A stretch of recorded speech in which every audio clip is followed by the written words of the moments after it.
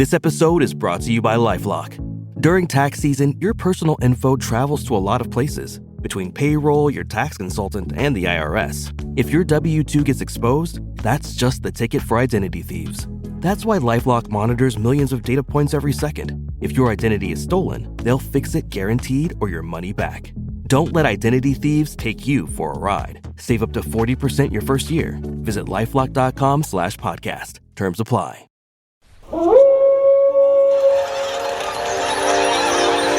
News team, assemble!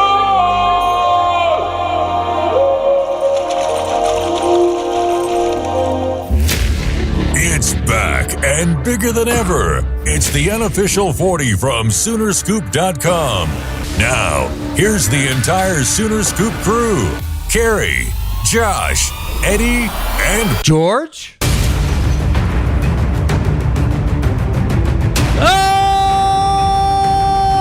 All right, welcome back. It is the unofficial 40 podcast right here at Soonerscoop.com podcast, where we welcome in Josh McCuistion from Houston. And I got to tell you, boys, I feel kind of like the dream team this morning here in studio after last night. Was a fantastic night. Brian Porter of Simple Modern invited us to sit down at courtside with him last night. We, unfortunately for some, I got too much TV time. George got a lot of TV time last night. Hell yeah, I did. It was a hell of a game. It's a lot of fun. Unbelievable comeback.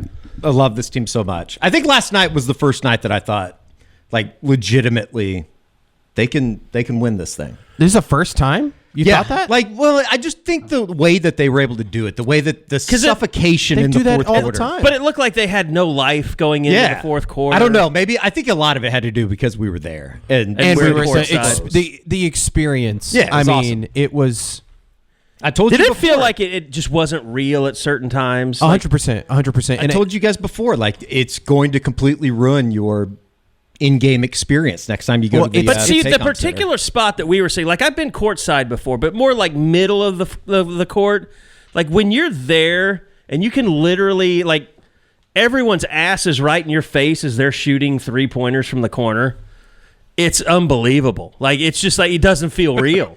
The crazy, I said this morning on the radio, the crazy thing for me is being down there and watching a ton of NBA basketball throughout, the season or whatever. Not as much as college. Not as much as college, but we've established the ability for those guys and how big they are to make the court look so small, if that makes sense. I mean, Josh, you would, I'm not kidding, you would love, I feel like the Office sketch now with Oscar and what's his name? You would love courtside seating. Like Bam Adebayo, I mean, like, he's inhuman, dude. Like, that dude, you talk about creatures, that dude is a creature. And he's like, I mean, is he almost 30? Probably Bam? not. He's got to be close now, yeah. I don't know how old he is. I would guess mid to late 20s. I would guess late 20s, like close to 30.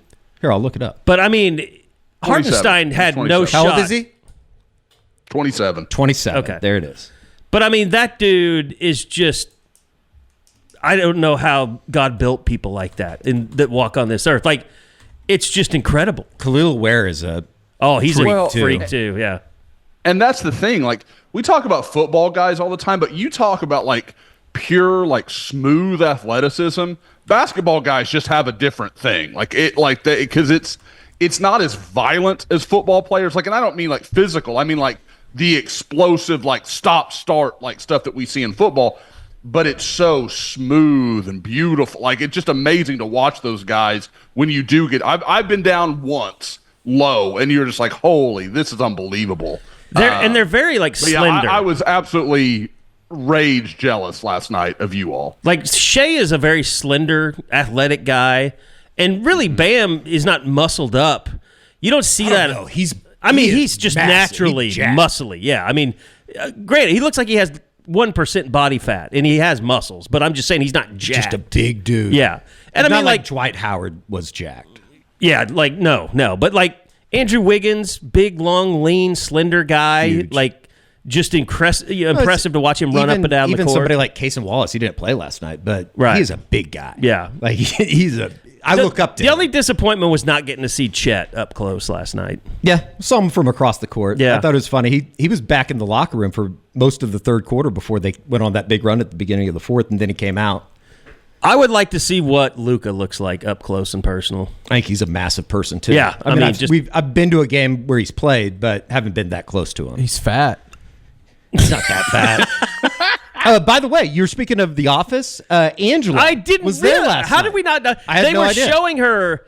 They were showing Angela clips from The Office on the scoreboard. See, I didn't even put two and two I together. couldn't figure out what they were doing that for. Barely even looked at the big screen last night. That was the other thing. It's like I just look up to check the score, but other than that, you're just you're in the game.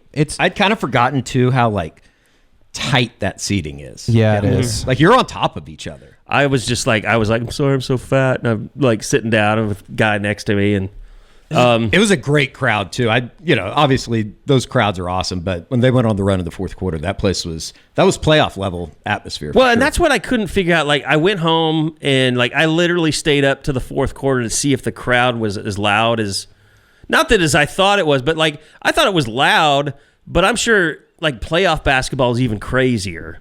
That was pretty, but it was pretty on high TV. Up there. It was that's as loud as it sounds. When the best. It was of the just best such a suffocation. I mean, over a course of 6 minutes, they went from down 10 to up 10. Contrast that to Mavs crowds right now. I mean, they've had a great game last night. Yeah, they had a nice game. There were a lot of empty seats in that place. 42. Well, a lot of people were probably ejected. Yeah, that's true. You you got to be careful. They had the cannot return, signal on their tickets. I'm to the point. I feel bad for Mavs fans. I didn't think I could get there, but I said it on Twitter. They're running a class on how to alienate your fan base. It's unbelievable the way they've handled this. I think both can be true, Josh, that I feel bad for my Dallas buddies. This sucks. I would even say just because of the way that it went down, it wasn't very similar to the KD situation because you had kind of mentally prepared okay, this could happen. With this, I feel terrible for him, but at the same time, I think it's hilarious and I love it. I think both can be true. I think that's absolutely the guys on the board, the Rems, the Pinnacles, they talk enough shit. I don't care. They can wallow in it. I'm fine. But there are decent human beings that are also Mavs fans. They're a small minority. I get it. But those people I legitimately feel bad for. We have some breaking news on the show. Really? Pete Thamel reports University of Washington is set to hire J.P. Losman as the school's assistant quarterbacks coach. Boom, boom. Okay. Going to work for Jed Fish. Well, that's good for JP. I mean, he was not going to he wasn't going to be involved in the front office part of things. They were, as you've reported, George, and I've talked to people that, they weren't going to make an internal hire.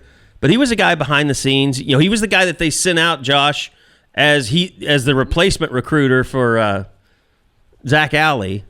So, I mean, obviously they had a pretty good amount of trust in him. But obviously with Ben Arbuckle bringing his own system, kind of being his own quarterback guy, JP probably doesn't serve as much a purpose. So this is probably a good career move for him.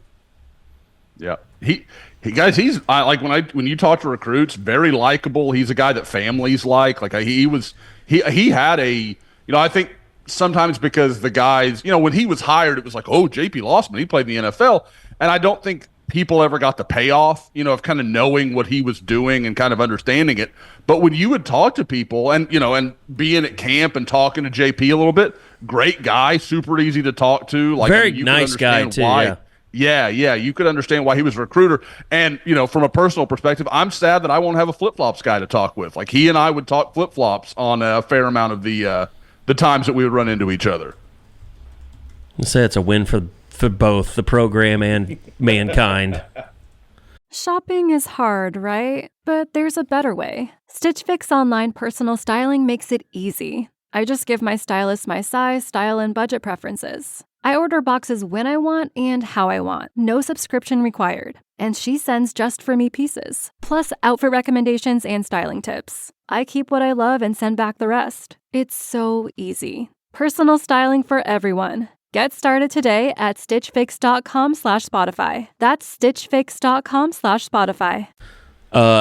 No, but any other kind of rumblings there? Just basically that's the report from Thamel. Yeah, I mean, I think this is a job. I hope people don't view this as like this is a huge another loss. huge No, hit. I mean, I think Losman wanted to get into, being an actual coach and not just a personnel guy, because that's kind of what he's been, kind of in the front office-ish kind of area. I mean, I think he's, played that kind of a role. I think he wants to be a coach, and this gives him the opportunity to kind of get his foot in the door in actually coaching. And obviously that wasn't something he was going to be able to do at OU, considering, you bring in Ben Arbuckle, and obviously he brings his quarterbacks coach with him. So I don't think this is any big deal, and it's great for JP. Like, if he wants to be a coach, that's a really good first job to go work for the guy like Jed Fish at Washington.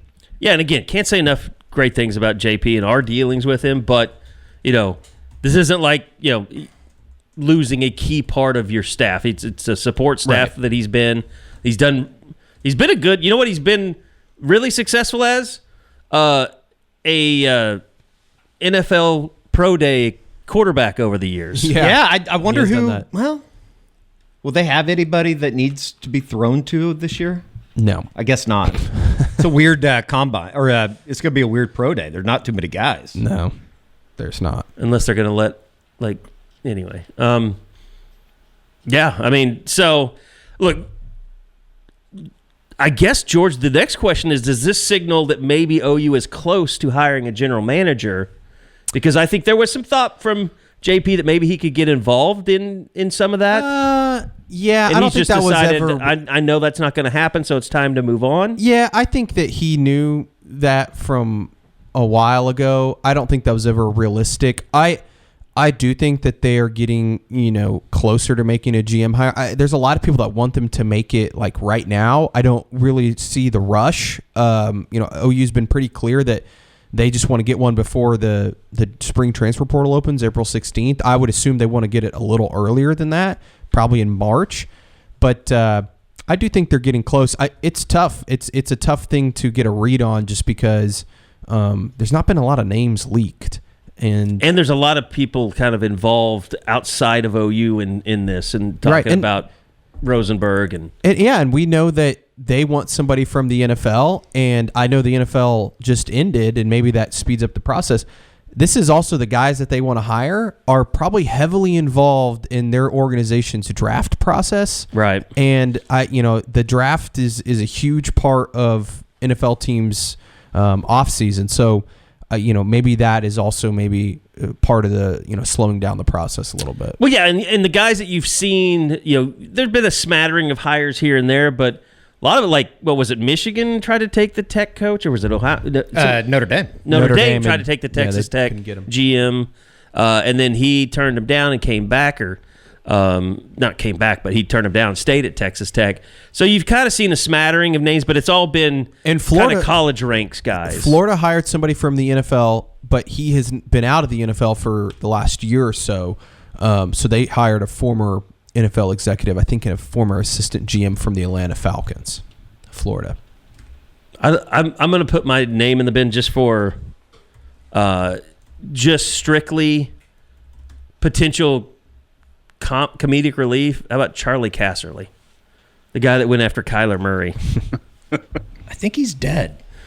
I don't think Charlie Casserly is dead. I think he's just off of. I think they just let him go from the NFL Network. That was the moment they're like, yeah, it's time to go. No, he's still alive. My apologies. Killing off Charlie's people family. today. All right. Outside of that, football-wise, DeMarco Murray, kind of something that popped up overnight, really almost. I mean, late night when Pete Nakos first reported that there was some mutual interest between him and Penn State. And I know we were all kind of tracking that. And George, I'll throw it back to you. But it does seem like everything's kind of quieted down there, although you're going to kind of have to keep an eye on what happens at Penn State and if they do make a hire. And then Texas, obviously, today, losing Tayshard Choice to the... I can't remember, Josh, can you remember this many college coaches going to the NFL in the last year? No, I really can't. And I think a lot of it, guys, is a tribute to how the NFL and college look more and more like each other. Like, it's less and less of a reach for these guys to move up and down because the systems are fairly similar, especially obviously on the offensive side of the ball. So I think that's really interesting. And the Tashard Choice thing, guys, how many jobs is he up for in like the last 2 or 3 weeks? Like, it felt like he was trying, and I'm not trying to say like he was unhappy at Texas, but like it seemed like for some reason or another he wanted to make a move, and and kind of preferably to the NFL from what that seemed to, from the places you were hearing him connected. I believe Lovejoy, Georgia is where he's from, right? That's correct. Yep. Is it? I know he went to Lovejoy High School. Lovejoy High School, but I can't remember. I think Atlanta. Uh-huh. Yeah. Yeah, I want to say it's a suburb of Atlanta. Yeah. The actual town, but he was like when he was at. Yeah. I think before he took the Georgia Tech job. He played there, obviously, after he transferred out because AD was at OU. But I remember him coming back during the summers and hanging out at camps and things in Norman.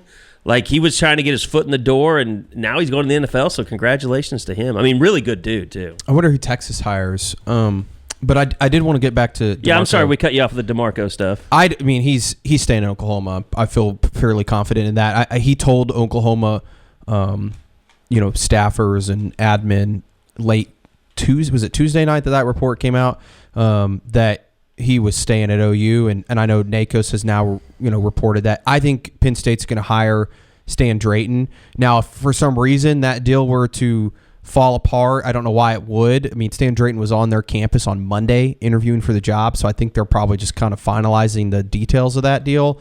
But if that were to fall through, maybe they'd circle back to DeMarco, but I do get the sense that DeMarco is going to be staying in Oklahoma. And he got a huge raise last year, $225,000. I don't get the footsie. I'll just be honest. I don't.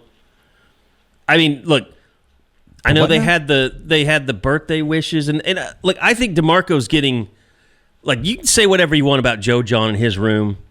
DeMarco's getting more hate than he deserves. I think he deserves criticism for his running back rotations. But they had a shitty offensive line last year. It's hard to judge the running back room on that. Obviously, Sawchuk was injured a lot. I don't think he's the answer. But I think that I'm not saying that people should just be shitting on the guy, but I do think that some of the concerns and questions are warranted around the running back room. That's what I'm saying. That's what I'm saying. The rotation in particular, and the Xavier Robbins thing is hard to overlook. The running back room wasn't exactly great last year. No, it wasn't, but the offensive line was also shit. I'm just saying, I don't understand how the hatred for DeMarco is equal to that of Joe John Finley. I don't think it is. Yeah, I don't think it is either. I agreed. And with DeMarco, at least you can point to something. He has recruited well. Sure. Like that. That's gone have a well. talented He's brought in good talent. I think anything that will be thrown out by start developing it. Anything that's thrown out by the University of Oklahoma right now is going to get shit on. Yes, by the fan base, and rightfully so. It's been a pathetic existence for the last 2 years.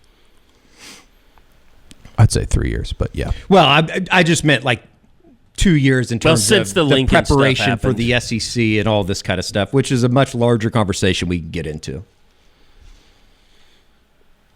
All right. Outside of that, there was some awful basketball we didn't have to watch last night. Yeah, I mean, this opens the door to everything else, and it's just, I've been ready. I was ready last night. It's embarrassing. And it's not the fact that they're getting beat and losing basketball games. It's the fact that they're getting embarrassed nightly. 3 consecutive losses over 18 points. First time since 1963, as noted by TJ Eckert last night. It's a program that is middling right now. And I think that it's definitely not what any of us wanted to happen or foresaw happening to a certain extent, but it's getting worse. And I thought the performance last night, I think they were 2 for 12 on layups.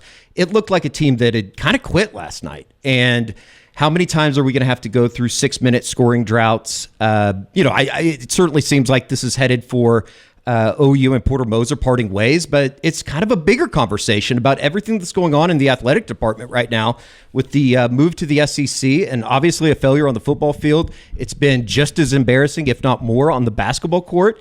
And it just feels like right now the gap between Oklahoma's men's athletic programs with the football and the basketball team, the gap between them and what it takes to participate or even compete in the SEC is just a fucking ocean-sized gap. The most damaging thing about what's going on right now with OU basketball is you're just repeating the same thing over and over, which a great start to the season, just horrific play in conference once it starts, and it makes you question everything about Porter Moser and what kind of a coach he is when this just keeps happening again. And look, Lon kind of had something similar happen to him, when Trae Young was here. Like, started out great, went downhill, and that team seemed to fall apart by the end.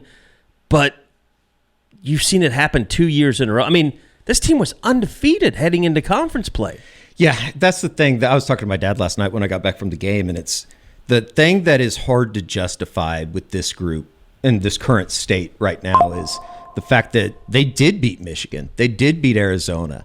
Louisville's a good team. Like, they have some good wins, and then the calendar turns and you get to January and it just shits the bed. I don't understand what's going on. And, I think the most uncomfortable part about this entire conversation is you can fire Porter. I don't know if it's going to change with whoever they would go get.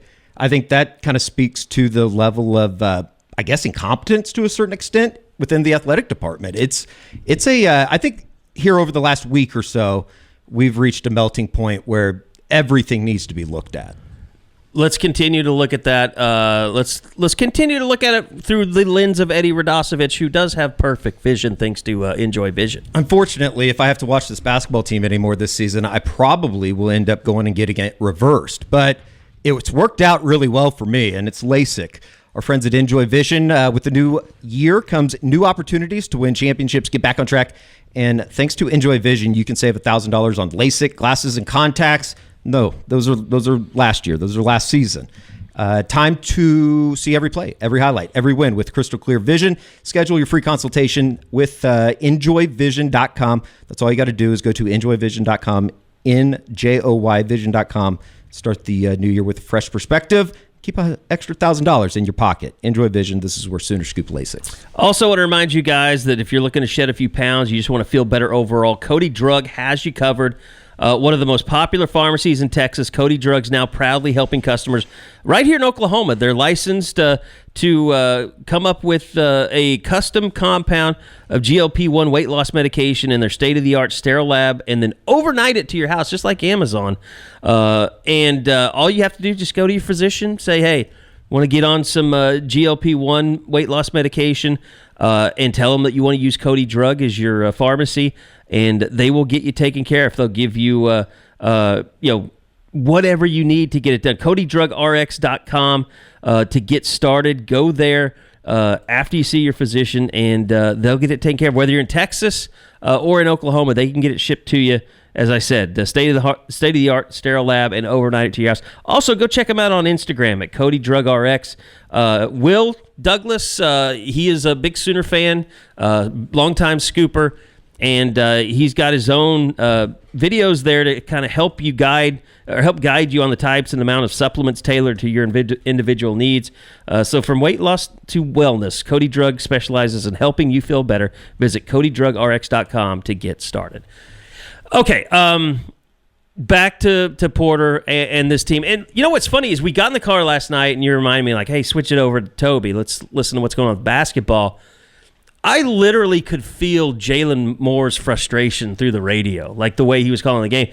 It was, he talked about him, Toby was talking about him having a players-only meeting, and it was just not going well. And it's one of those things that's like, never good when you have a players-only meeting and you go out and get beat by 28. No, and that's been my biggest problem with this team. And look, I'm not putting it all on Fears because he's a young guy. He's learning how to play this game and play at this level. But like, how do you not have Jalen Moore, more of the centerpiece of what you're trying to do offensively? And I thought they got away from the open gym stuff a little bit, but I guess what it comes down to is they just don't have the players. I mean, or Porter's not capable of developing these guys into a cohesive offense. I mean, I just think that Jalen Moore kind of is what he is. He can't do it all. He's not the type of player I don't think that can just take over a game. I think he needs the help around him. And when you have nobody in the front court, it's going to make everything a little bit harder. They're going to press out a little bit more, knowing that you can't get inside. So it was awful. It's been awful. And you look at the numbers from last night. I mean, you're not going to go on the road anywhere, let alone a decent Missouri team, and shoot 31% from the floor, 22% from behind the arc, turn the ball over 17 times. I think 12 of those, or 10 or 12 of those coming in the first half when you get down by 20.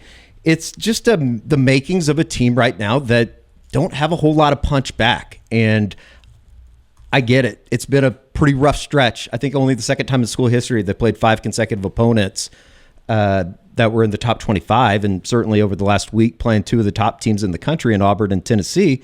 It's a tough ask, but you can be competitive. You can at least be in a game with 10 minutes left in the second half, and they haven't done that in a matter of a couple weeks. And is that, Eddie, do you put that on coaching, or is that everything? Okay, I think that it's fair to also put percentages on this. I think that you're taking this too much of a big athletic department's terrible take versus, okay, is Porter Moser really a good coach? Like, I think that part of the problem with the answer is yes. I think he is a good coach. Now, he's not without fault. I mean, defensively, you can check on Twitter and see some of the people that just coach high school ball around here saying that there's some things that they could be doing. Now, they know more basketball than I do. I don't know. But yeah, like coaching for sure. I think that the other thing too is like, and this is where it kind of gets into the bigger picture, is the support of the basketball program and the NIL dollars that they simply just don't have right now. That can go get you a big guy. And they knew that for the last couple of years. They haven't had a big guy. They tried it with Hughley last year. That obviously didn't work out. Going in hindsight's, I guess, 2020 on this, but like going into the year thinking that Sam Godwin was going to be somebody that you could really rely on as a starting quote unquote 5, it's just not realistic. No, and that is, when you watch him, even in with SEC, the numbers that he had last year, he was a great rebounder. He's had a bad year. I think a lot of that though is going up against the guys that he's going against inside. He's just not good either. I mean, you're talking. He's a good basketball player. He's just not. Not to the level. He shouldn't be playing. He shouldn't be a starting 5 in the SEC. Correct. He's a great offensive rebounder. He's not a great offensive player as a big. I mean, he was one of the best offensive rebounders in the country last year. That's what I just said. He's a great offensive rebounder. That's what I'm agreeing. Here's the thing, guys. OU, from my understanding, is somewhere around $3 million, maybe a little less, in what they allocate towards men's basketball. The average per Pete Thamel in the SEC spent on men's basketball rosters is $4 to $5 million. Yeah. And that's the average. So they're $1 million below, at least $1 million below the average, probably more like $2 million below the average. And guess what? When they play SEC teams, they look like they're getting out athleted every week. And I understand. Look, I think that Joe Castiglione has a lot of fault in where the men's basketball program is. At the same time, the reality is big money donors are not donating at OU or not putting their money towards men's basketball. They care about football. They care about football. And so you don't have the same people donating that money to men's basketball. And whether that's because they don't care about it or because OU doesn't, quote unquote, invest in it, I don't know. But that's like Porter's inability to go get a big man. I somewhat blame on him. But I also know 100%. he doesn't have the money to go get the big, because this is the, like, let's say, for example, Brandon Garrison was somebody that they thought they could go get last year, right? Yes. If they had $1 million more to go get him, and you just added him on this roster, nobody else, maybe you take away a player. If you just added him on this roster, how much better would OU be? I think it's quite a bit better. It would help. There's no doubt about that. So they need it's everything. That's the bottom line. It's everything, and these challenges are going to be presented to whoever the next coach is, and I think it in a way is going to make it even tougher to go out and get a desired head coach. Which if they were to end up making a move at the end of the year, you could throw out names. I just don't know. Like, to be just blunt about it, I don't know how attractive the OU job is right now. I think they go get somebody. But I don't think that you're going to be able to go out and land a big prize that could really make waves. I don't know. We'll see. I'll say this. Here's my opinion. I think you can fix OU basketball faster paying players than you can worrying about arenas and facilities and all that kind of stuff. Yes, but it kind of goes hand in hand. You got to have, to a certain extent, nice facilities to get these guys to want to play there. I think they have. I will say, I do think they have like nice facilities in terms of the Griffin Center and stuff. The arena is just terrible, but I think the arena conversation and the men's basketball program. This sounds weird, but it's almost like it's almost like two different topics. It's all under the same umbrella, but like. I think that the reason this particular team stinks or why Porter Moser hasn't been able to win at OU is not because the basketball arena sucks. It's because they don't have the NIL dollars to go get the best players. Or have the players that can just simply execute late in games to win games. And he also hasn't been able to keep guys. Here's I was going to bring that up because I think here over the course of the first 3.5 years now moving forward, you look at an Otega Owe, and all of a sudden he's leading Kentucky in scoring. You look at Milo Uzon, he's playing extremely well, starting for Houston. The list goes on of guys that have left. Even a Rick Assanza is playing decent basketball at Loyola Marymount this year. That combined with, you could even throw out somebody like Elijah Harkless as well. We talked about him on the radio this morning. Like he has a 2-way contract in the NBA. Played a year for Porter and didn't want to play here anymore, moved back to Vegas. The other thing, too, is who could you say, like from a development standpoint, is there a guy that you could point to that has gotten better from November and by the time the season was over in March, you said, that guy got better this year? Yeah, and that's where I'm like, I hate to say it, and it's crazy because last week I said I thought this team could make the tournament. I think you have to move on from Porter Moser at the end of this year, and if they don't make the NCAA tournament, which I think even if they make it, I don't know. I mean, if they make the NCAA, it'd be a hell of a rally from where this thing's at right now. They're going to have to win 4-7, though. I mean, do I think that's going to happen? No. After three straight 20-point blowout losses, I think we all know where everybody stands. It's LSU's coming to town, 1-win LSU. Let's talk about. I mean, look, I think a lot of people are going to be like, Porter just didn't work, even if they somehow eke into the NCAA tournament, but you can't fire him then. Here's my whole thing. I think a lot of people deservedly are down on OU athletics right now. But this is the crux of it all. You can be down and you can not want to support whatever team is out there. And women aren't looking really good right now either. Well, they've won 2 in a row. Yeah, they won 2 in a row, but they've looked rough. But all that's going to happen is you're going to play a football season next year. And if Brent Venables wins 8-9 games, then it gives you a chance to move forward as an athletic department and get NIL, get your personnel department structure, all that stuff. That's when you're going to be able to judge what needs to change. Here's my question, guys. Because I've been thinking a lot about this, is there's been a lot of talk about the athletic department's failed. They don't have the money. They haven't invested their money the right way. I just got the expense reports from the fiscal year 2024. They made $73 million in contributions to the athletic department, $13 million more than they made the year before. They're over $2 million in profit this last year, which is the highest since 2018. So, I don't think that the athletic department is struggling with money or is putting money in the wrong places. I think that Joe Castiglione may have made 2 bad hires in the 2 biggest sports, and that's kind of overshadowing or making it, I don't know. Like, is it bigger than that? Is it bigger than they just screwed up and made 2 bad hires in the 2 biggest sports? Or is there an actual systemic problem inside the athletic department? I tend to think that they made 2 bad hires because I just don't believe that the football, like that the athletic department doesn't have the money to compete in football, or like that they don't have the NIL dollars to compete in football. Like, we know they do. Like, is it the best in the country? No, but it's really damn good.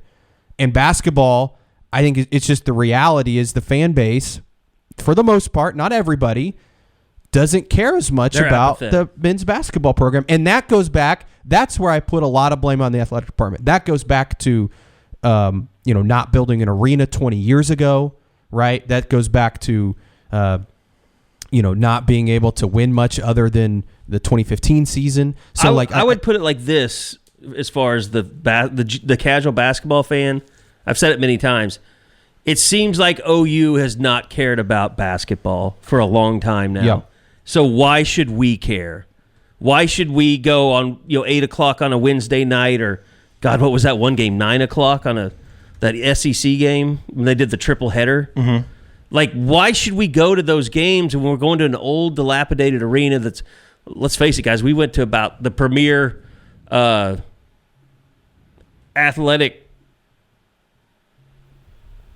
Hold on. I think his brain's melting right now. All right, sorry about that. I got one of those weird calls from your dad in the middle of the day, and I was like, "What is?" And then I just heard background noise, and so he butt dialed me trying to walk into a McDonald's. It's weird that my brother has just had knee replacement surgery, so it's like I'm always on standby. Like, okay, is something going wrong? So anyway, sorry for that. No, we were talking about basketball, just the apathetic nature of the fans, because if you haven't shown that you're invested, why should they be invested? And I think that's been something that's been hard to overcome when you have subpar seasons or just mediocre seasons. And I wonder, too, I would love to just put some truth serum in some people in the athletic department. Like, when Lincoln left, it felt like, and I don't know this, I wasn't here, but that a lot of the attention shifted towards, okay, we got to put a ton of resources in football, and we got to, succeed there. And obviously they haven't been able to. I think the football side is more so they made maybe a bad hire than not having the money and resources to compete. Maybe I'm wrong. I also think they made a hire that wasn't ready for the NIL era in Correct. Brent. Yep. And I mean, I think they have done a lot to adjust to that, but there's been so much adjusting in the first 2 years that he was here. I mean, go back. It culminated with the Caden Green stuff. But it's like, remember Brent came in with the really strict visit policy, and he was so old school. Like, you just know he didn't handle the NIL stuff really well. Like a lot of coaches have had an issue, but you're a brand new coach for the first time, and you're not allowed really those kind of screw ups. Yeah, it just feels like they spent so much time, and everybody knew what was coming with the move to the SEC, and everybody was. I think the phrase here over the last couple of years was preparing for the SEC. But what does that mean? What does that mean? Eddie? Everybody's like, well, they weren't the opposite of whatever the fuck they're doing now. Preparing for the SEC was supposed to be getting athletes that were bigger, faster, stronger, getting better on both sides of the line of scrimmage, and preparing yourselves. And I think Brent went out, got a bunch of defensive linemen, and they've been good on the defensive line. The offensive line fell apart. I mean, it fell apart. We detailed the reasons why, because Bill Bedenbaugh became an old grump for a couple of years and wouldn't talk to anybody about NIL, and now it seems that he's come on board, but you've had one side of the ball that's kind of fixed, the other side's fucked up, and now you're coming back together after 3 years trying to say, okay, now can we put this together? It's been a fucking mess. Other than great rant. But let me ask you this. And that's Brent's fault, by the way. Other than making the hires of Brent and Porter, what exactly did the athletic department not do to get ready for the SEC? That's my question. And I don't know the answer to that. I don't think it's about getting ready for the SEC. I think it's about handling nimbly how far things have changed in the last two years. I mean, put it 2 years. Whether it's picking Crimson and Cream first and then going to one Oklahoma and the shit show that ensued there. Yeah. And I mean, I think the only people that have held this together are the big money donors, to be honest with you, and the people that represent them. It hasn't been held together by the university. And I know fans blame Joe Castiglione for that. And I don't know how much blame he deserves, to be honest with you on that. I don't think a lot, because I just think everybody was trying to figure out exactly what to do. But in the end, it's been a shit show from every department, every coach, every collective. It's like there was little portions that, they were making advancements and doing things correctly. And it was, in a way, I think that they've been a product or a victim, I guess, of their own success in a way. There's a lot of shit that's happened over the last 20 years at the athletic department that has been excellent. They've been one of the best, if not the best, when they operated in the old ways of doing and things. It just seems like they've either been slow to adjust, have tried to avoid adjustment, or just there has been no correction in a way. Yeah. And I think it took a while for Joe to realize this is lawlessness. There are no rules, and adjust from the old, making sure you're not doing anything illegal. And then the NCAA became useless overnight. It's definitely, they've been too slow. Like you said, Kerry, the constant changing of the collectives, and like there was no direction, and that has hurt them. And now it feels like, we'll see. It feels like they finally have some direction. It might be too little, too late, right? And at least for guys like Brent and Porter, right? Like I think that eventually Oklahoma, if they stay on this path, and maybe even Joe C, it might be too little, too late for him. If they stay on this path, I do think eventually it'll come around, and I still think that the football team next year could have some success, but it just feels like they're in this situation because they weren't. I don't think they weren't ready for the SEC as much as they weren't ready for the change of college athletics. Yeah, the sea change of everything that is. And I think that a lot of schools weren't ready for that. The schools that have a shitload of money that they don't have to worry about. And not to say, again, I think OU has money, but not like some of these other schools that are now thriving because it didn't matter. They had all the money in the world that they were going to have success in this new age. We could talk about this too, in that it's not like we know Texas Tech has all the money in the world. It's not like they came out and just were dominant as soon as the NIL era happened. They're still trying to kind of figure this thing out, and it's kind of scary if I'm in the Big 12 because they seem to be getting their shit together. It feels like they're building something, though, right? Like they're a game away from playing in the Big 12 championship a year ago in football, basketball. Grant McCaslin, I know that I told somebody last night. That was the guy that a lot of people thought should get the OU job. And in comparison, though, it's a tough conversation because what they have in NIL, and Oklahoma's gone head-to-head with them in NIL for basketball particularly, and they've lost. It's a different world. Yeah. Grant McCaslin's working in a different world than Porter Moser is, and that's not Porter's fault. So that's like the bigger conversation. But there are things like within the season that with Brent in the football program, you could at least, and it might very well be just a major excuse, but there are like pass of, that was shit luck at quarterback. You made a bad decision, but that was shit luck. It was a terrible situation at wide receiver with all the injuries. That's nobody's fault other than just probably bad luck to a certain extent. With basketball, they really haven't. I mean, outside of Jadon Jones, who I do think would be playing a big role in this, they've been pretty good from a health perspective. And it's failing right now. It's definitely failing. Yeah, and I think that you're right, Eddie. Football and basketball are almost two different conversations in their failures, because I think that the failures of the football program have largely been, staff decisions or bad injury luck or failure to. And I think Brent's made some bad hires. I'll just be honest. That's what I mean. Staff decisions like that has cost them. Basketball, I think it's Porter definitely deserves some blame. I think they just don't have. But the main crux for basketball is they just simply don't have the money. They don't have the money to compete or the resources to compete. They're not giving them at money, a high level, and it also just it sucks too for them, and especially this particular team that they ran into a conference that is historic. Like it's historically great conference. It's an unbelievable conference, and literally from top to bottom, it's maybe the best conference of college basketball that's ever been played in the sports history. And that's not just me saying it. I mean, you have people like Jay Billis going on TV and saying that kind of stuff. I do think, Eddie, you brought up a point when we were sitting in the office earlier. It would be best if Porter could get a job at like a mid-major or wherever. I think that'd be the best for everybody involved. But then again, I do think that like whatever that next step is, I just don't know what that looks like. Who would you hire? I mean, it's never going to, I don't think it would ever happen, but I would make Will Wade tell me no. And I know that he has the history with the NCAA, but what he was able to do in the SEC at LSU, even though he was cheating a little bit, there's nothing wrong with that now. There's like what he was doing. Guardrails. I believe what he was doing back in the day would be very legal nowadays. What he's done at McNeese State has been, pretty commendable for being able to win there and at the rate that they are. They should win the Southland again this year, but I don't know. I just like if that's not a realistic option, I think that you have to have the Houston crew on your at least short list to gauge their interest. I think there's a little bit of a risk there just because they haven't done it. And it seems like they need to hire somebody that can come in and win, like find success immediately to get a little bit of injection of energy into the program. There's a couple other guys like Ben McCollum. Would he leave Drake after a year? He's obviously built a program at Southwest Missouri State.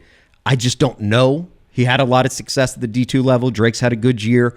There's a lot of guys that I just don't know like what that interest would be and how good this job is right now.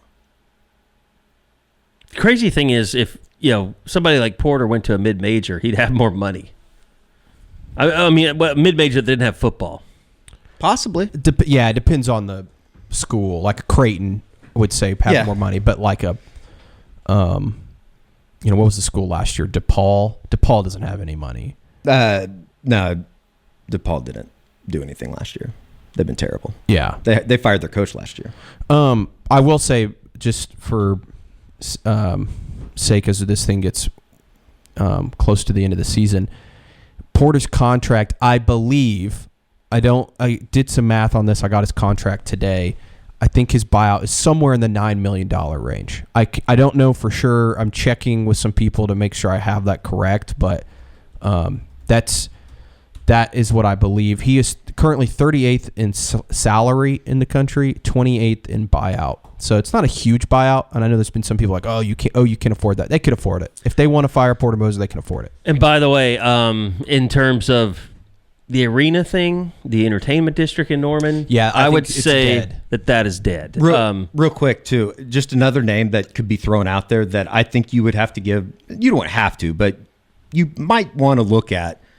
Chris Crutchfield has done a really good job at Omaha. Really? And I know that wouldn't be a sexy hire, and this was pointed out to me last night in the DMs. I don't know if he wants to be outed here, but he recruited Buddy. He recruited Trey. Mm-hmm. He recruited Khalil Ware, who's turned out pretty damn good.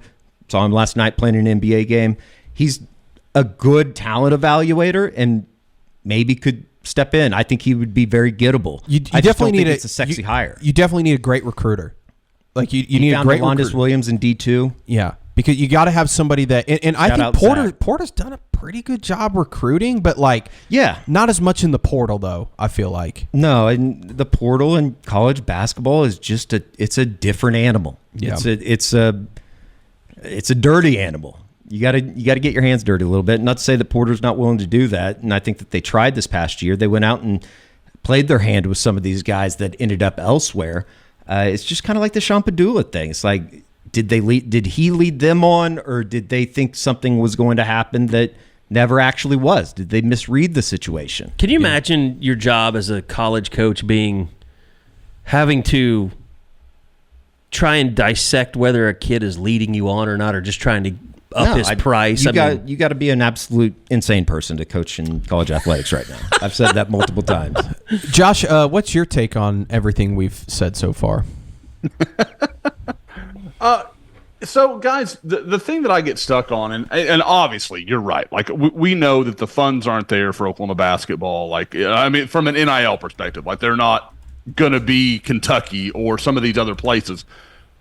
My problem with it is, I've got to think whatever that number you threw out earlier, George, 3-ish million, whatever.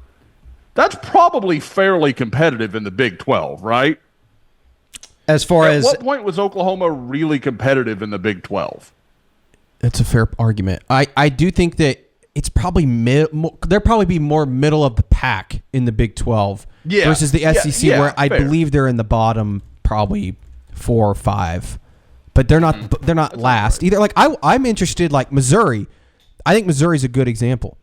I don't think Missouri's spending more money in basketball NIL wise than OU is, and they just beat their ass last night. And that's the problem where it's like, I think Dennis Gates is a hell of a basketball coach, and he did a great job building that roster. And I think basketball is one where you may not have the money, but you can still go out and find and put together a really good basketball roster. I mean, I saw a stat the other day. It's like, I think it was Kansas State, Indiana, and Arkansas were among the top 3 teams to spend the most on their college basketball rosters this year.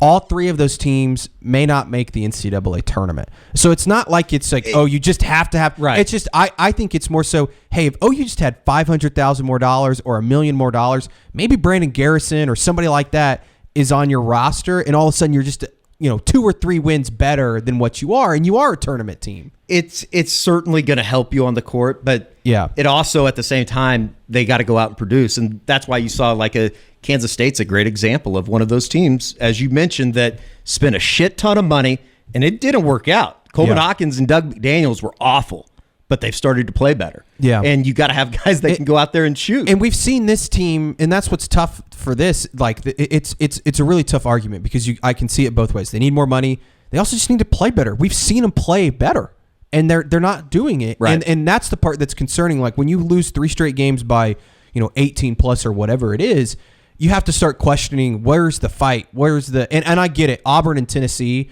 part of those I understand losing those games. I don't think anybody's saying, hey, you need to go down and win at Auburn. Even I don't even know if you're saying you need to go win at Missouri, but be in the game. Yeah, don't be down by 29 in the second. We're gonna have a hoops report. Josh has only got a few minutes left here. Josh, let me ask you, just in terms of recruiting and NIL. I mean, we saw it last year. We heard about it with Fasusi. Texas is not going to stop. Texas A&M is not going to stop. Are you getting any feeling on how NIL is affecting high school kids in terms of and maybe even families? Are prices going up? Do you see in high school recruiting?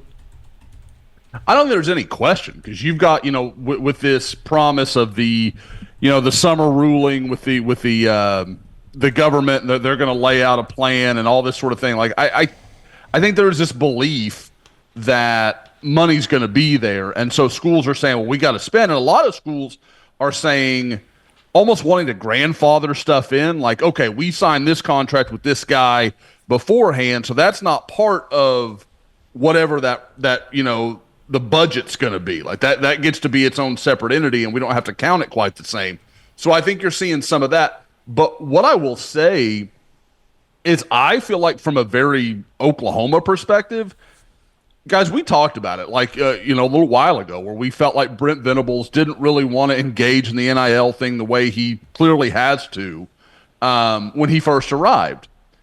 Talking to some people now, Oklahoma's being fairly open about this is what our budget is with NIL. Like I've heard more than one recruit or their family member tell me, this is basically what they told us the number is for the overall roster.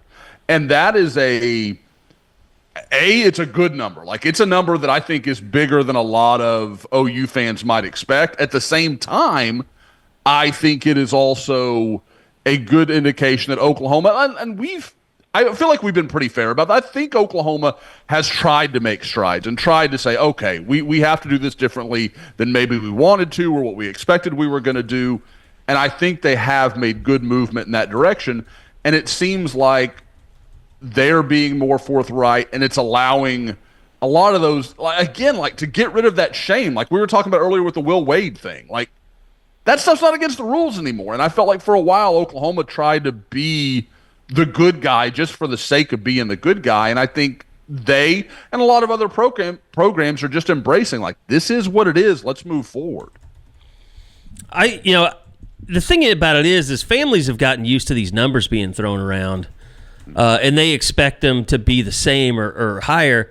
When I think every athletic department around the country is like, look, once revenue sharing is here, which, by the way, there was an important development. I think we should mention that the Department of Education, now that there's a new administration, they basically said, oh, that stuff you were trying to do with sharing revenue between men and women, like that's bullshit. That's not happening.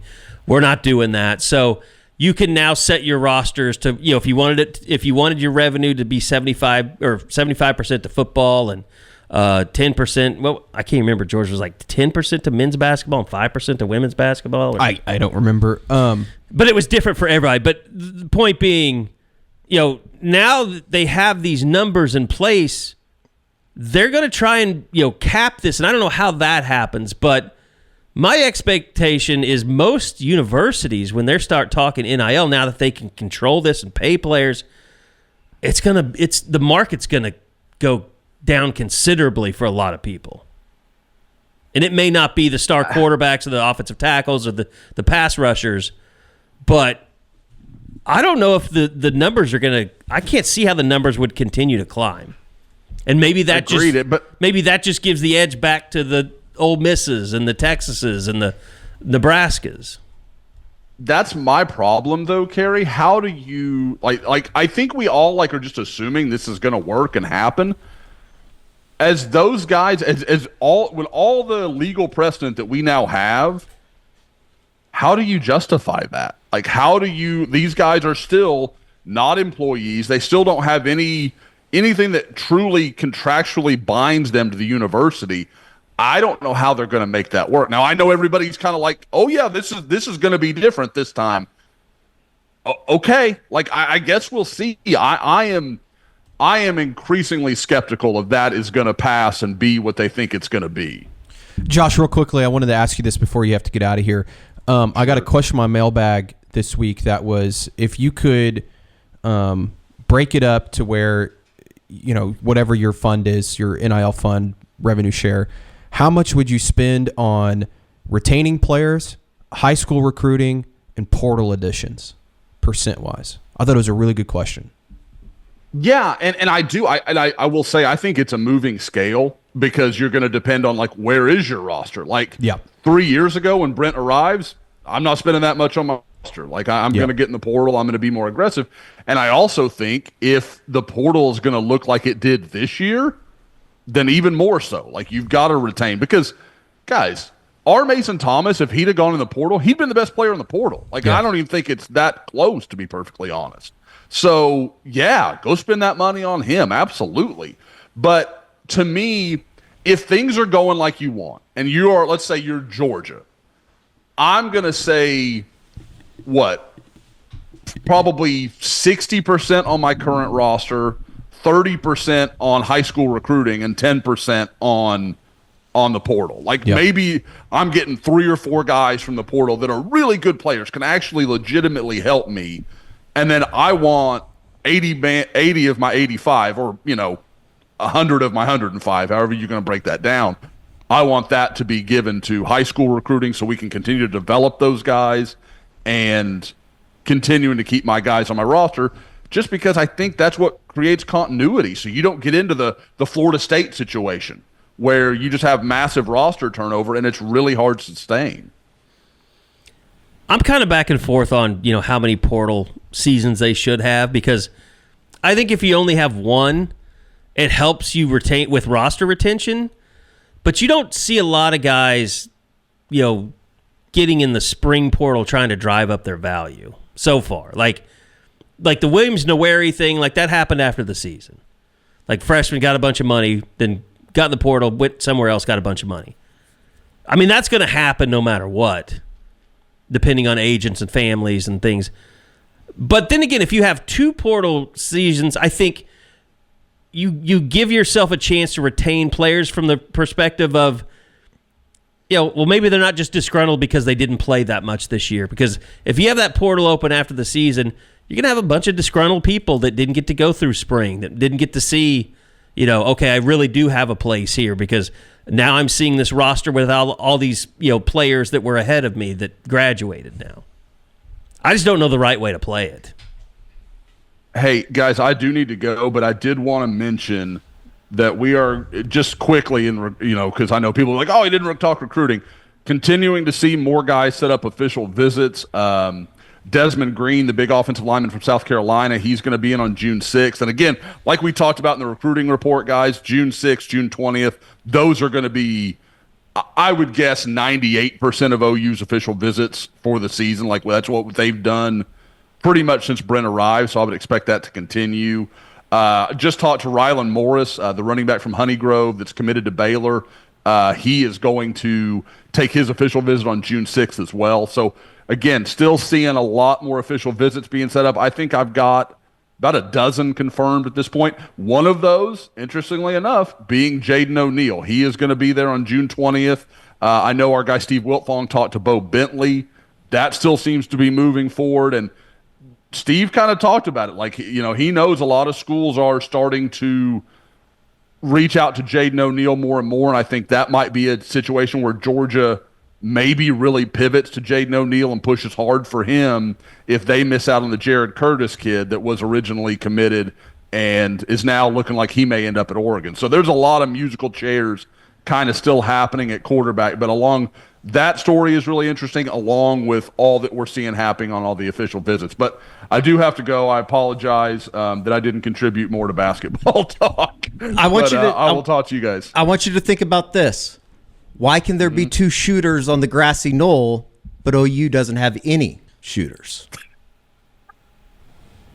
Oh, now we could do a whole YouTube on Kennedy conspiracy, Teddy. I'm with you. I'm ready for that show. Two shooters. That's not what I'm saying. That's what the government's saying. See you, Josh. See you, Josh. Thanks, man. Okay, did we mention the Department of Education thing? Yep. Okay. I couldn't remember if we got to that or not. That was never going to happen anyways. No, it was stupid. But I'm glad it got said. And look, it's like everything else. We don't know what's going to happen, if it's going to go the way people want it to happen in the administration. But that's a nice first step. At least get that roadblock out of the way. Sure. I have no knowledge on that. That was the Title IX stuff. Is that what you're talking about? Yes. Yeah. Oh, the mayor of Norman. We did not talk about that. We did. I mean, we just said the new arena's dead. And, yeah. And the new. But basically, Norman elected a new mayor. It's kind of a keep Norman weird type of mayor. Probably going to piss a lot of people off on the west side. And going to keep things more centralized, I think, to the downtown campus corner area. But I think it's pretty clear that this new mayor was more than happy to put this to a vote and let the public decide. And I think we all know how that's going to go, based on the fact that they just hired a mayor that owns a weed shop or runs a weed shop. It's kind of sick. Yeah, I don't take that, Austin. The arena is going to happen, and I don't really know what I don't know what the backup plan is.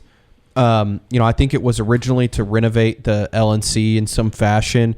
I don't know if that's still the backup plan. It's been a long time, but they did do a master plan on renovating LNC. It's probably been 10 years, though, and they never revealed it to the There's public. Been a lot of schools do that. Illinois did it several years ago where they renovated their arena and turned it into something pretty cool. So maybe Houston did the same. So like I just don't know. Like, I'm not an architect, so I don't know what the structure, like how should be allowed it is to like move stuff around. I have no idea. But other than that, everything's going real well, right? Other than the last hour of us bitching, or me bitching. Well, I had a rant there as well. It sucks. It sucks. It's like the reality of the situation is it sucks because, like Eddie said, you could put anything out about OU right now, and people will shit on it. I mean, even the softball team. You put out the softball team.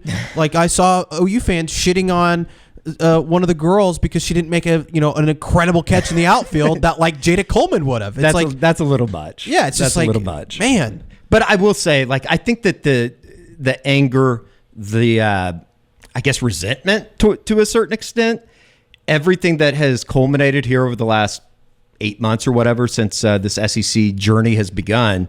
It's just incredibly embarrassing, incredibly disappointing that it seems right now that things are very, very far off from what they need to be. And I don't know if that's as much of a surprise as it is just a little dose of reality that they've gotten away with a lot of stuff here over the last decade, and they've had a lot of really good teams, any sport. It just seems like right now that's a little bit lost. I know, like, this is how it plays out, folks. Like, We have a football season in 2025. Who I am picking to win the national championship, by the way. What team? All of them. Whatever new sport comes around, yeah, national championship. We have a football season coming up in 2025. And, I understand people are going to question, should Joe Castiglione be fired? And it's a valid thing to ask right now. We're not going to stop you from asking that question. But from where I sit and where I know and what people I've talked to, Joe C right now, he has the backing of the president, the board of regents, and the thing that would change that is if there's another bad football season, and then I think things would start to turn. So he's like, and that's I did want to say, if Porter Moser is fired and they have to do a men's basketball coaching search, Joe C will be doing that coaching search. Yes. Mm-hmm. People need to know that. Yeah. And I do not know if Brent Venables is fired. I do not know the answer to that question. That's a good point. Yeah. That's a very good point. Yeah. The reality of the situation is, and what we're going to talk about for the next 6-7 months, is this football season is massive for not only the football program, but everybody involved inside the athletic department. Yeah. This next football season. And I don't think that they're naive to that either. No, they know. I don't think anybody that is associated with the athletic department or the football program, they know what they've signed up for. You have to win. You have to find success. Think about where we are. We're right now discussing Joe C being on the hot seat if certain things happen. It's crazy. But and that's kind of where it's like, this feels like a culmination of a lot of little things that have added into this volcano that is OU athletics right now. And it's the men's athletics. It's football. It's basketball. I think everybody is somewhat happy with women's basketball right now. It's not to say that Jenny and it's where it should be. It's where the women's basketball program is where it should be. And it was shit when she took over. It had fallen off so far. Softball obviously is a tremendous dynasty. It's a power. Baseball's projected to have a pretty good season. But at the end of the day, I would say there's a lot of people out there. They don't, and I'm not trying to take shots at anybody because I enjoy all these other sports. They don't give a about everything else other than football. Right. That's the lifeblood here. It's because we've known that. That's what creates all the revenue. Sure. Look, we loved going to the Thunder game last night. There's nothing like an OU football game where they're really good and they're playing another good team. And we're not too far removed from them competing for national titles, It's one of those things. A lot of people in my mentions and on the board, they're like, "Oh, you won't say they need to fire Joe C." And it's like, well, I don't know if that's the answer. It could very well could be. Like, I'm not denying that it could very well be the answer that they need to start over in the athletic department. But the reality is, we've never seen what it looks like, or at least I haven't in my lifetime, what it looks like without him leading the way. And I would say, like, this idea that, like, I think I saw somebody on the Crimson Corner basically say that, like, Joe C's legacy has been tarnished. I don't know if I'm there. I'm not there yet. And I don't think I say yet. I don't think I'd ever get there. But there does need to be a serious look at everything involved and why the two biggest money producing sports at the University of Oklahoma have seemingly fallen on their face in maybe one of the more embarrassing fashions that you possibly could with this entrance into a new conference. That's where this is at. And I think the biggest thing too is, like you guys said, everybody knows that. Joe Castiglione knows that. Yeah, he's not very aware. Delusional. Yeah, he's very aware of the situation they're in. And here's the thing too: this is an unprecedented time in college athletics, and not everybody has dealt with it great. And like you said earlier, the people that have dealt with it great are the people that have all the money and or are willing to spend the most money. They're willing to spin their way through uncertainty. And for fault or, credit, Joe Castiglione has never operated as a spend whatever you have to spend to succeed environment. That's just who he is. It might cost him his job, but at the same time, you have to have the money to spend it as well. This just rings, kind of back to a statement from my personal god right now, my spiritual leader. This is interesting. Scared money don't make none. Sam Presti. Yeah, that is the one thing we've got going for us right now is That's all I have. the Thunder. That's all I have. I do think, if we want to get into, I do think baseball's going to have a good year. I'm excited about that group, and I still think the softball team. I know they had some struggles this past week. They won all their games, but they had some struggles. They're just young. They're going to lose some softball games. It's going to happen. It's like I told you. I think on Monday when we came in here, it's like they're gonna lose some games that people, over the last 4 years, they very well may not win the league, the SEC. It's not crazy. Yeah, I still think that they're probably, like, at the end of the day, going to get to Oklahoma City. They should get back to Oklahoma City, play for another College World Series. And, I think that thing is, I thought the Team USA stuff with Patty Gasso was awesome. That's incredible. You had me rushing to see how many games OU softball had lost lately. 0. They're 6-0. Yeah, 6-0. There's a very good chance they start like 30-0 or something. Like they don't really play a whole lot of teams. I mean, at the end of the day, they're better than a lot of people, but they're not when you graduate, maybe the greatest class in the history of college athletics, you're going to take a step back, and that's okay. Taking a step back for them is losing like 7 games possibly. Yeah, my God. I think what's funny is I think Patty would actually kind of not mind that. We had JT Gasso on the radio. And I saw that. I think that like the way that they won those games over the course of the 6 games in California, like they had to love that.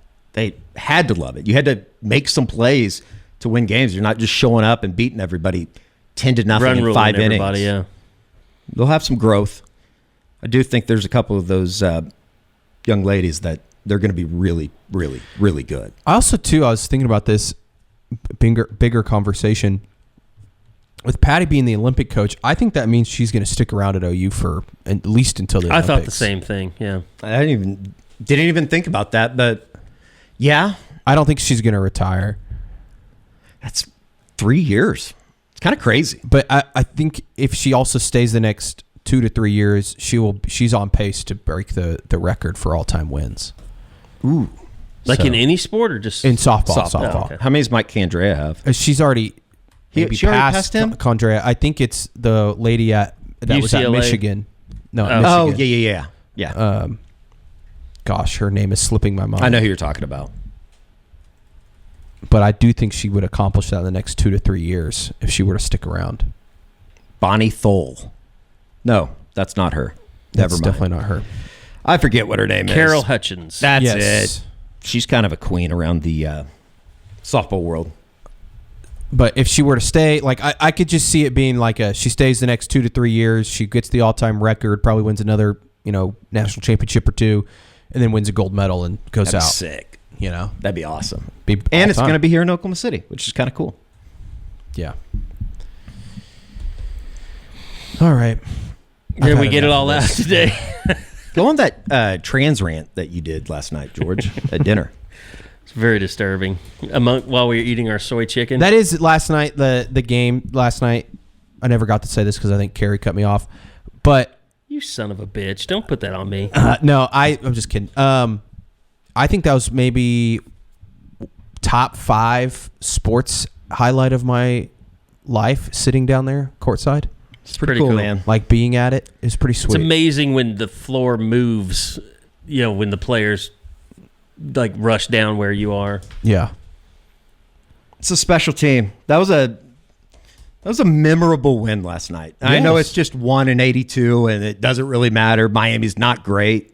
You just don't see that often. You don't see the type of fourth quarter they outscored them 34-8. Yeah. They almost covered. It's insane. They were down by 10. We were bitching because they had 93 after 3. We were like, what is wrong with this team? Yeah, and then they went on a 24-0 run. Then they finished with 97. Crazy. All right, that's going to do it. As we mentioned, there's going to be a hoops report. So it's going to be like a state of the program episode. If you haven't got enough hoops angst in this episode, stay tuned for more because we're going to unleash Bob Przbillo on your asses.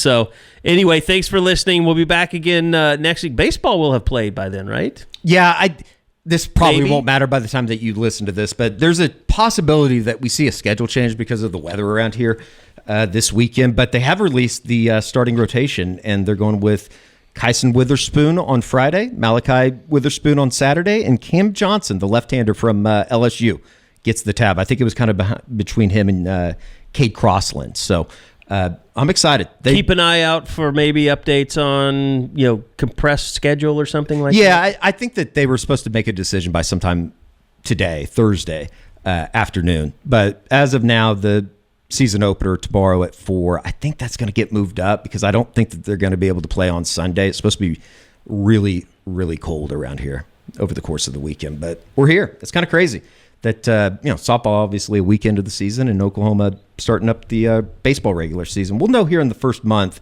obviously long season, all that kind of stuff. But they go down at Round Rock. They play 2 top 10 teams in Oregon State and Virginia. Those will be good tests to kind of see where this thing's at. All right, that's going to do it for us this week. We'll be back next week for another edition, hopefully to get back on that Wednesday schedule, weather permitting. So join us again next week, and that'll do it for this edition of the Unofficial 40 podcast right here on Soonerscoop.com.